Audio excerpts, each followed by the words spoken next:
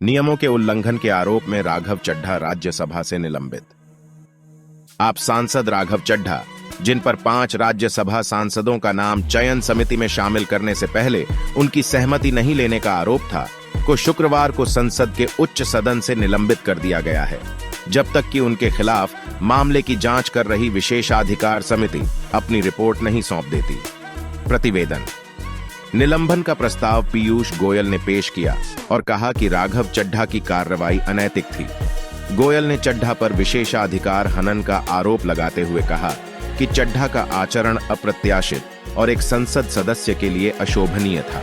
5 राज्यसभा सांसदों बीजेपी के एस फांगनोन कोन्याक, नरहरि अमीन और सुधांशु त्रिवेदी, एआईएडीएमके के एम थंबीदुरई और बीजेडी के सस्मित पात्रा ने कहा कि सदन में राघव चड्ढा द्वारा पेश की गई चयन समिति में उनका नाम उनकी सहमति के बिना शामिल किया गया था।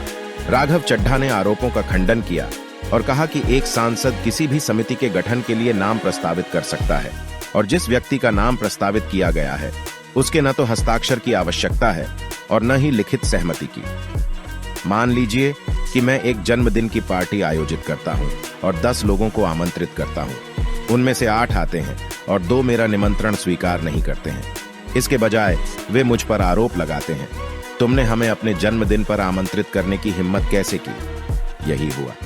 राघव चड्ढा ने कहा, मैंने उन्हें सांसदों को समिति का हिस्सा बनने के लिए आमंत्रित किया है। उच्च सदन में चड्ढा के खिलाफ प्रस्ताव पेश करते हुए गोयल ने कहा, अपने अनैतिक आचरण के लिए खेद व्यक्त करने के बजाय राघव चड्ढा ने सदन के बाहर प्रेस के साथ बातचीत में अपने साथी सांसदों द्वारा उनके नाम शामिल करने पर उठाई गई आपत्तियों का उपहास किया।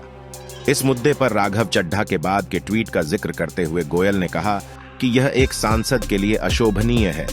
गोयल ने कहा कि राघव चड्ढा ने चयन समिति में सदस्यों के नाम शामिल करने की तुलना जन्मदिन की पार्टी से की।